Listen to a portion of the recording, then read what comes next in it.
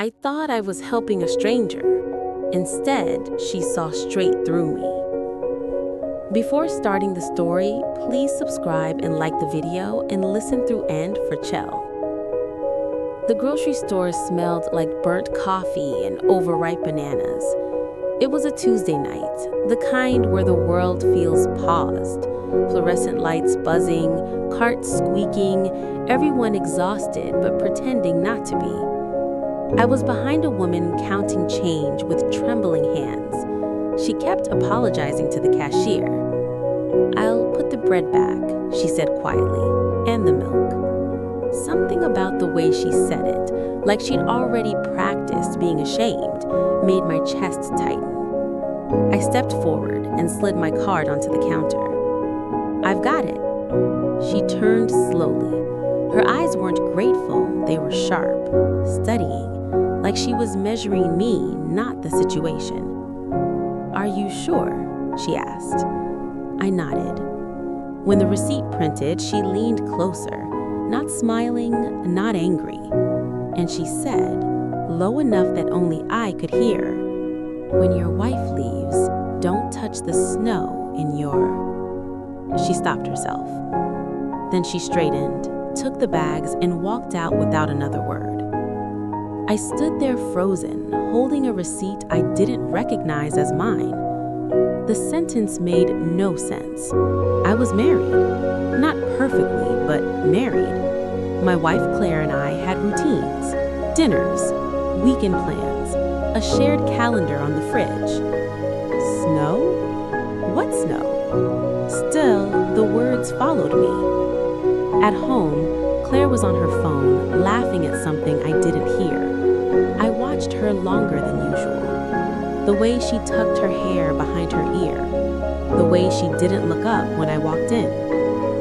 That night, I dreamed of winter. Not snow falling, snow untouched, clean, dangerous in its quiet. I woke up with the feeling that something fragile existed in my life, and I didn't know where it was. Over the next year, nothing exploded. Things just thinned. Claire stayed late at work. We stopped arguing because we stopped explaining.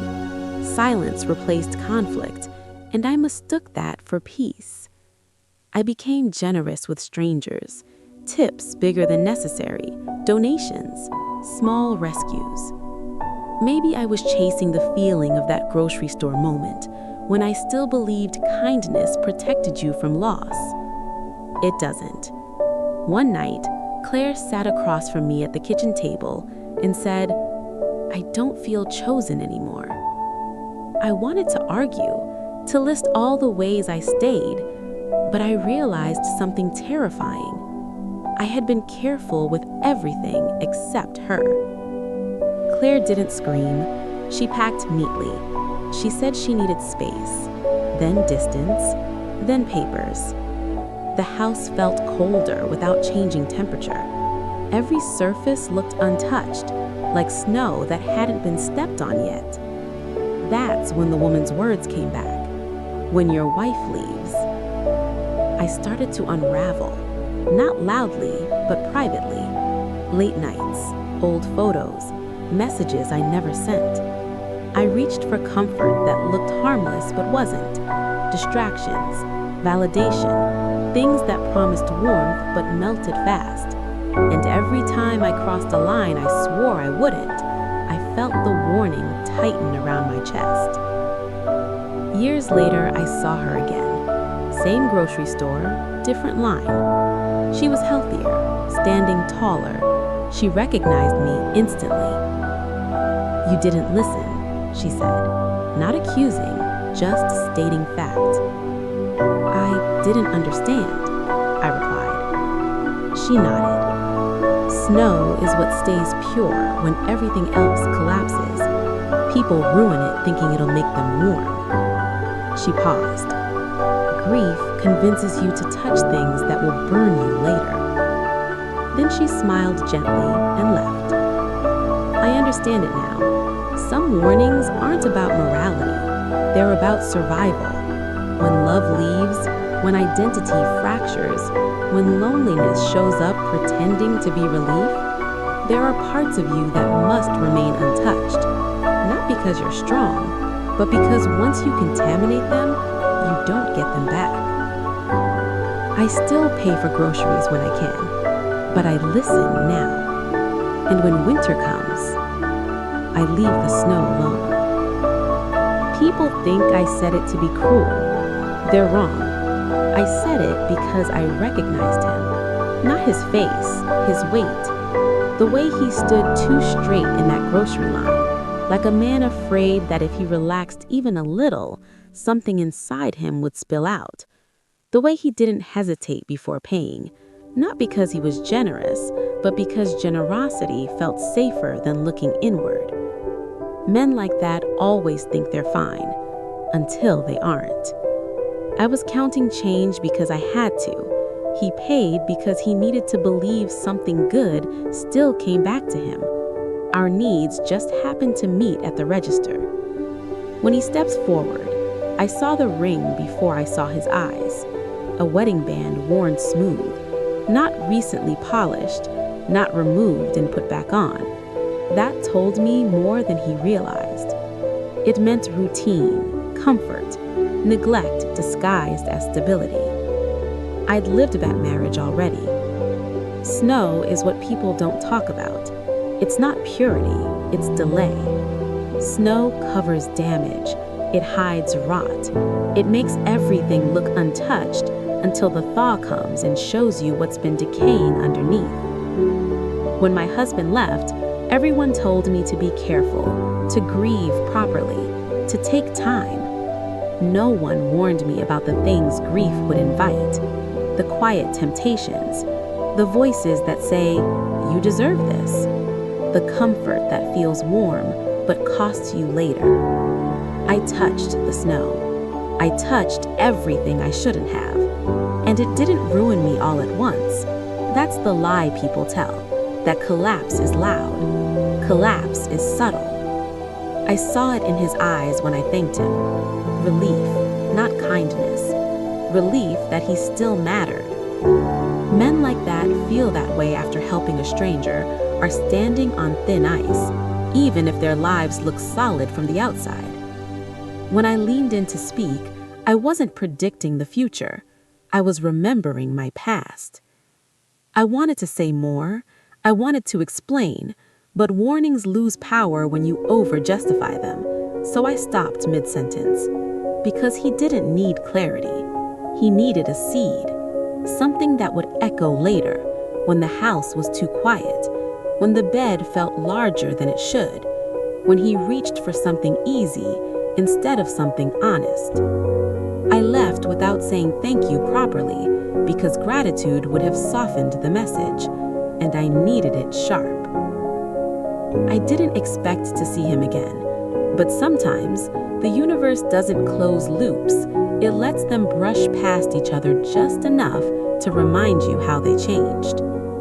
When I rebuilt my life, I learned to live without shortcuts. No borrowed warmth, no borrowed identities, no quick fixes that came with long consequences. It took years to trust myself again, years to stop mistaking numbness for peace. When I finally felt whole, I went back to that same grocery store, not for nostalgia, but because I no longer needed to avoid places tied to who I used to be. That's when I saw him, older, thinner around the eyes, less rigid. Divorce leaves a specific posture in people, a kind of quiet humility that only comes from realizing love doesn't owe you permanence. He looked like someone who had learned something the hard way. "You didn't listen," I told him, not as judgment, as recognition. He said he didn't understand back then. Of course he didn't. Warnings aren't meant to be understood immediately. They're meant to wait. When I explained the snow, I watched his face change, not with surprise, but with grief. That's how I knew he'd touched it. Whatever his snow had been, validation, distraction, choices he thought didn't matter, it had melted eventually. It always does. And when it melts, what's underneath is yours to live with. I don't think about him often, but sometimes I hope that when winter comes again in his life, and it always does, he remembers that there are things you don't disturb, no matter how lonely you feel. Not because you're afraid, but because some parts of you are not meant to be used as insulation. They're meant to stay intact. I paid for my groceries that night with coins. He paid with attention. In the end, we both got what we needed, just not at the same time. I don't talk about my divorce anymore, not because it hurts, but because it no longer belongs to a story. It's just a fact, like a scar you forget is there until the weather changes. People ask if I'm okay. I say yes because that's the closest accurate answer available. I am functional. I am solvent. I am alone without drama. That seems to satisfy them.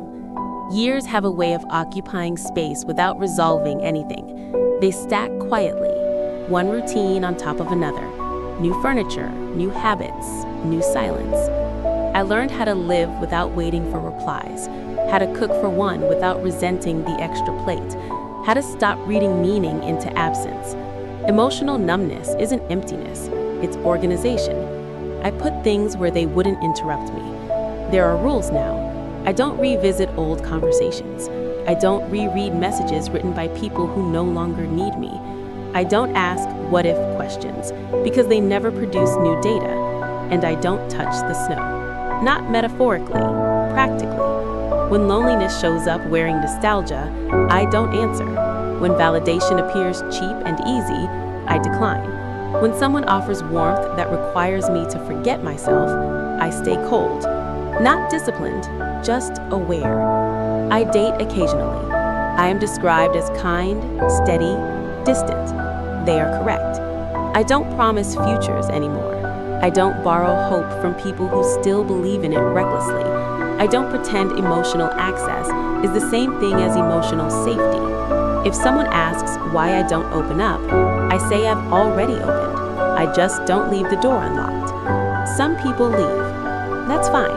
Leaving doesn't frighten me the way contamination does. I don't remember my wedding clearly, but I remember the grocery store, the hum of the freezer cases, the way her voice didn't rise or fall, the unfinished sentence. I didn't understand it then. I understand it now with the kind of clarity that only comes after mistakes have already done their damage. Some warnings arrive before the injury. Others arrive so you survive the next one. I lost my marriage. I lost the version of myself who thought being good would be enough. I lost the belief that time rewards effort. But I kept something quieter. I kept my core intact. I didn't drown it in noise. I didn't trade it for temporary relief. I didn't melt it down for warmth. That matters more than happiness. Happiness is temporary. Integrity is what remains when nothing is watching. It snowed last week. I stood by the window and watched it fall, clean, undisturbed, almost dangerous in its beauty. I didn't step outside. I let it stay untouched. Some lessons don't need to be relived, they just need to be remembered. He lived long enough to be considered fine. That was the consensus. No emergencies, no scenes, no visible regret. His life passed inspection the way quiet houses do. Nothing broken, nothing warm. Winter came and went without ceremony. Snow fell, snow melted. He watched it all through glass, never stepping outside long enough to leave evidence he'd been there. People mistook restraints for healing. They congratulated him on moving on. He let them. Correcting them would have required emotion, and emotion was no longer a language he spoke fluently. What he never explained was that avoidance isn't peace, it's preservation. He didn't forgive, he didn't forget. He simply kept his hands clean by not reaching.